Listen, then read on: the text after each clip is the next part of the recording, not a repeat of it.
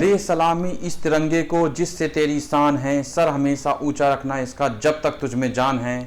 आप सभी साथियों को स्वतंत्रता दिवस की हार्दिक शुभकामनाएं। मैं गौरव सोनकर चंद्र आईएएस की यूट्यूब प्लेटफॉर्म पे आप सभी का स्वागत करते हैं।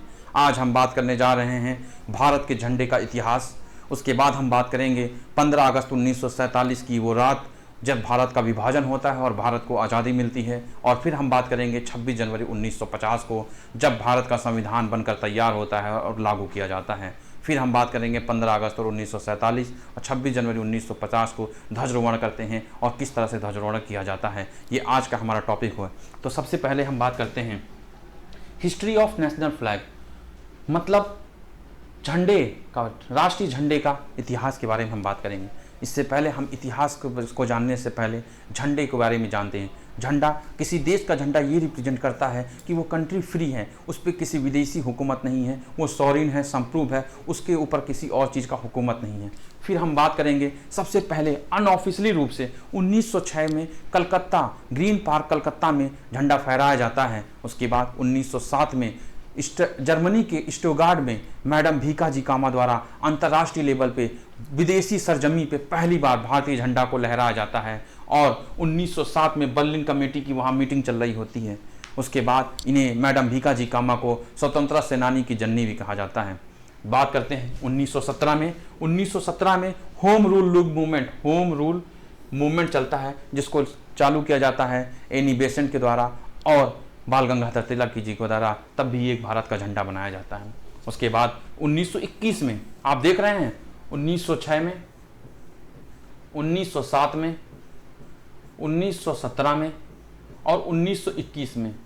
1921 में श्री पिंगलैया वेंकैया जी एक झंडा बनाती हैं और कहती हैं हरा और लाल रंग रहेगा। हरा रंग रिप्रेजेंट करेगा मुस्लिम कम्युनिटी को और लाल रंग रिप्रेजेंट करेगा इसमें हिंदू कम्युनिटी को, और इसमें चरखा बनाते हैं। पर गांधी जी कहते हैं इसमें आप चेंजेस करिए और इसमें सफ़ेद रंग लाइए। सफ़ेद रंग का मतलब ये रहेगा कि जो भारत देश रहेगा उसमें हिंदू मुस्लिम के साथ और भी धर्म के लोग रह सकते हैं। हिंदू, जैन, पारसी, सिख, ईसाई सब भारत में रह सकते हैं। सेकुलर कंट्री भारत को बनाने की बात करते हैं गांधी जी। 1931 में द फ्लैग अडॉप्टेड किया जाता है और इंडियन नेशनल आर्मी को यह झंडा बनाया जाता है। उसके बाद 1947 22 जुलाई 1947 को ऑफिशियली औपचारिक रूप से भारत का झंडा अपनाया जाता है और इसमें चरखे की जगह पे अशोक चक्र को लाया जाता है। आप देख सकते हैं 1921 के बाद 1931 फिर 1947, टोटल 6 बार भारत का झंडा बनता है, जबकि 6वीं बार भारत के झंडे को औपचारिक रूप दिया जाता है।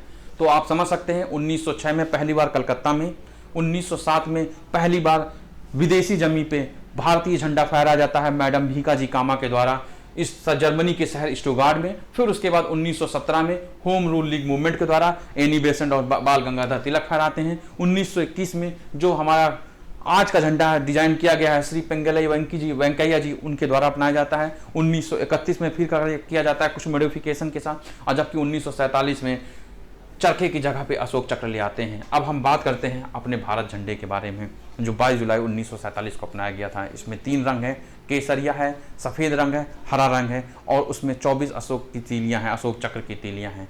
केसरिया रंग ये शो करता है स्ट्रेट हैंड करेंज, मतलब भारत मजबूत है, भारत ताकती है, भारत साहसी है। अब वो भारत नहीं रहा 15 अगस्त 1947 से पहले का भारत नहीं रहा जो गुलामी की बेड़ियों में बंधा हुआ था। अब भारत आज़ाद है, भारत को कोई रोक नहीं सकता, भारत उन्नति के रास्ते पे जाएगा। अगर भारत के बीच में कोई आता है तो भारत उससे निपटने के लिए पूरी तैयारी कर चुका है, क्योंकि हम ताकती हैं और साहसी हैं। ये रिप्रेजेंट करता है केसरिया रंग।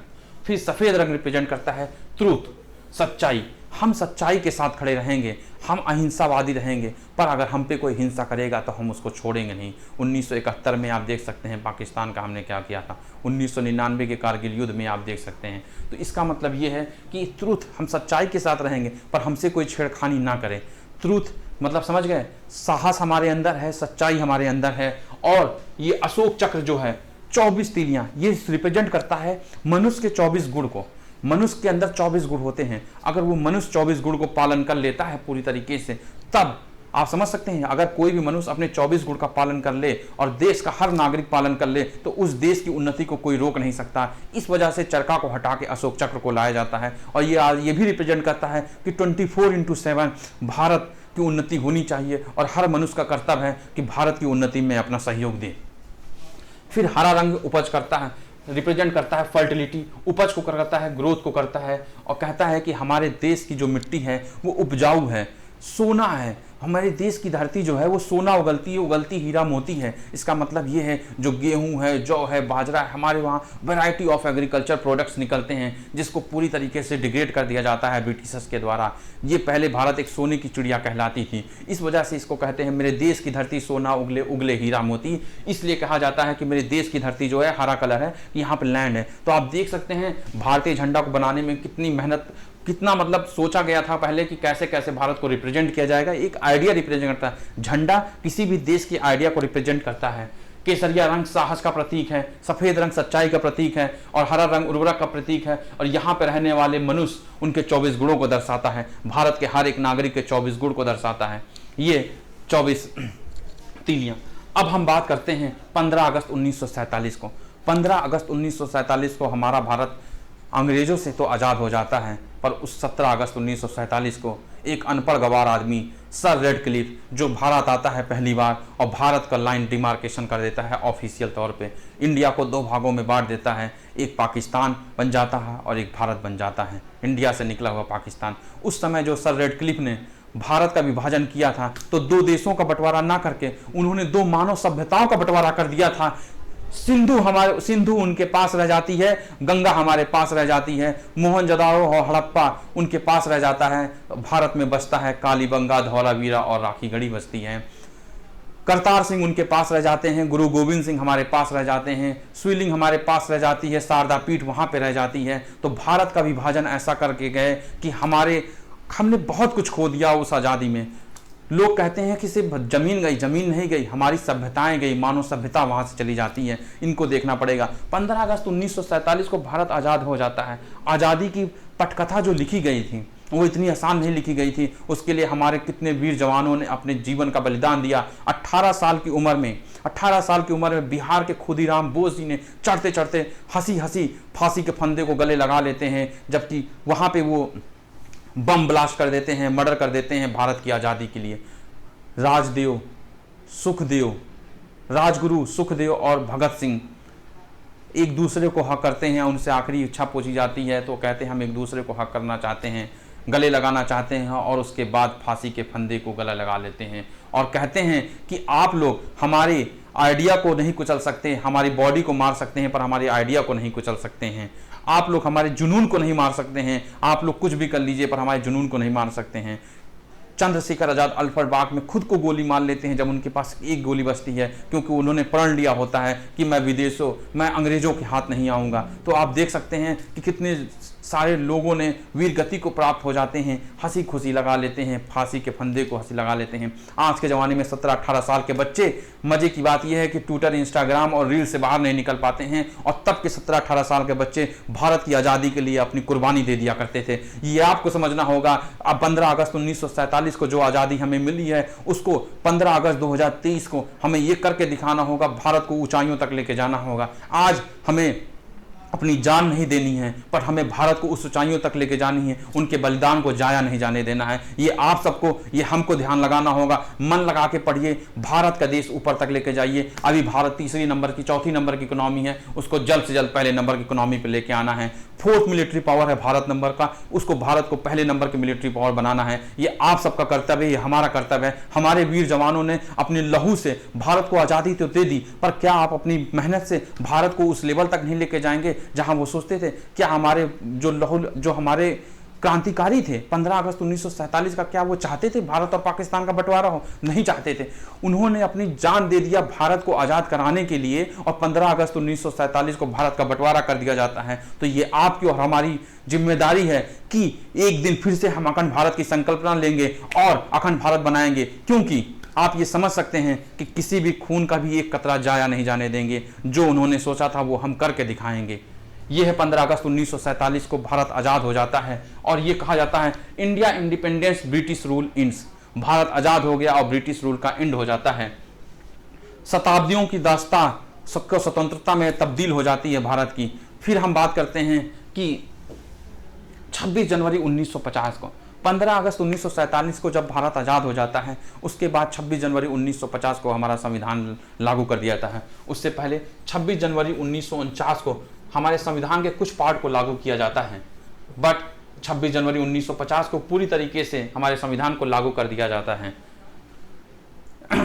ये तो आप समझ सकते हैं कि रिपब्लिक डे में हमारे संविधान को लागू कर दिया गया, जिससे आज का हमारा देश, जिसको फंडामेंटल राइट, मूल अधिकार मिले हुए हैं, सारे कॉन्स्टिट्यूशनल राइट मिले हुए हैं, हमारे गवर्नेंस कैसे काम करेंगे, इन सब के बारे में बताया गया है कि हमारे भारत का ढांचा क्या होगा। उसमें we the people of India की बात की गई है, प्रियम्बल की बात की जाती है, जो हमारा सोल एंड समरी बताता है पूरे कॉन्स्टिट्यूशन की। तो ये हो गया रिपब्लिक डे। तो रिपब्लिक डे, गणतंत्र दिवस 26 जनवरी 1950 को मनाया जाता है कि यहाँ पे जो भी हेड ऑफ द स्टेट होगा उसे चुना जाएगा, वो हायरकी नहीं रहेगी। इसीलिए रिपब्लिक कहते हैं, गणतंत्र कहते हैं, जहाँ पे एक चुनाव के माध्यम से प्रेसिडेंट या हेड ऑफ द स्टेट को चुना जाएगा। राजा का बेटा राजा नहीं बनेगा, इस बात को की जाती है। अब हम बात करते हैं 15 अगस्त 1947 और 26 जनवरी 1950 में जो झंडा फहराया जाता है, उसमें 3 मेजर डिफरेंसेस क्या होते हैं। तो आप देख सकते हैं 15 अगस्त को स्वतंत्रता दिवस के अवसर पर ध्वज को नीचे से एक रस्सी द्वारा खींचा जाता है। इसका मतलब यह है कि अगर जो भारत का झंडा है तो वो पहले नीचे गांठी लगा के बांध दी जाती है और फिर उसको ऊपर खींचा जाता है, फिर इसे खोला जाता है। जब वो ऊपर चला जाता है तब उसको खोला जाता है। और 15 अगस्त 1947 को ऐतिहासिक घटना का सम्मान करने के लिए फहराया जाता है। संविधान में इसे ध्वजारोहण कहते हैं। आप इस बात को ध्यान रखिएगा, 15 अगस्त को जो झंडा फहराया जाता है उसे ध्वजारोहण कहा जाता है, क्योंकि उस दिन हमें ब्रिटिशर्स के झंडे से आज़ादी मिली थी और हमारा झंडा ऊपर जाके लहराया था, उसे ध्वजारोहण कहा जाता है। जबकि दूसरी ओर 26 जनवरी गणतंत्र दिवस के अवसर पर ध्वज शीर्ष पर बंधा रहता है। मतलब जो 15 अगस्त में जो ध्वज नीचे बंधा रहता था उसको खींच के ऊपर ले जाते हैं और फिर वहां से ध्वजारोहण करते हैं। बट 26 जनवरी 1950 में तो हमारा झंडा ऊपर पहुंच ही चुका है, तो उसको बांध दिया जाता है, जिसे फिर खोला जाता है और फहराया जाता है। संविधान में इसे झंडा फहराना कहते हैं। तो आप समझ सकते हैं 26 जनवरी को जो हमारा झंडा फहराया जाता है उसे झंडा फहराना कहते हैं, बट 15 अगस्त को जो झंडा फहराया जाता है उसे ध्वजारोहण कहा जाता है। तो पहला डिफरेंस तो ये हो गया। और तरीका कैसे हो गया कि जो झंडा फहराया जाएगा उसका तरीका क्या हो गया, ये आपको ध्यान रखना है। जब भी झंडा फहराइए तो इस चीज़ को जरूर अमल करिए, क्योंकि भारत का झंडा सबसे ऊंचा रहेगा, झंडा ऊंचा रहे हमारा।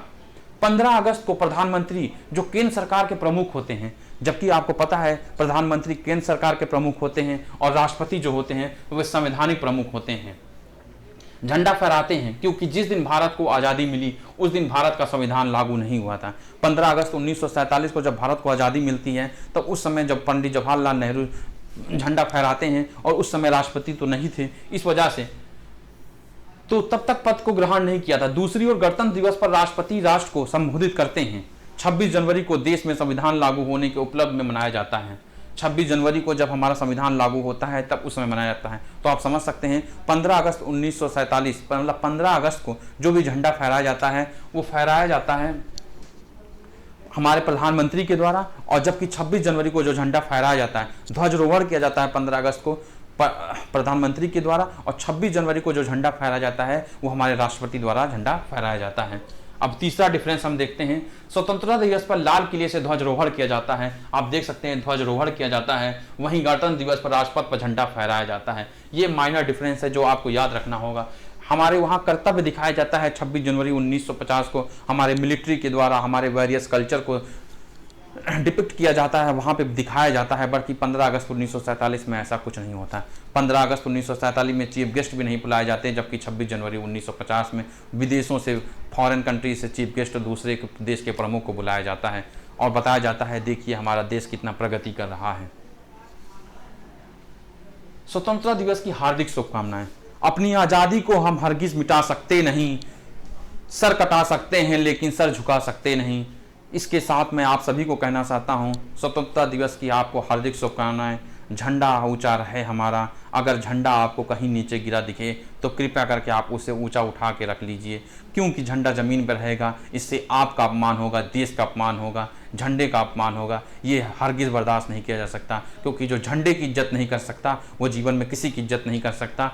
इस नोट के साथ मैं आप सबसे विदा लेना चाहता हूँ। Thank you very much. स्वतंत्रता दिवस को आपकी हार्दिक शुभकामनाएं। मिलते हैं नेक्स्ट क्लास में। Thank you very much.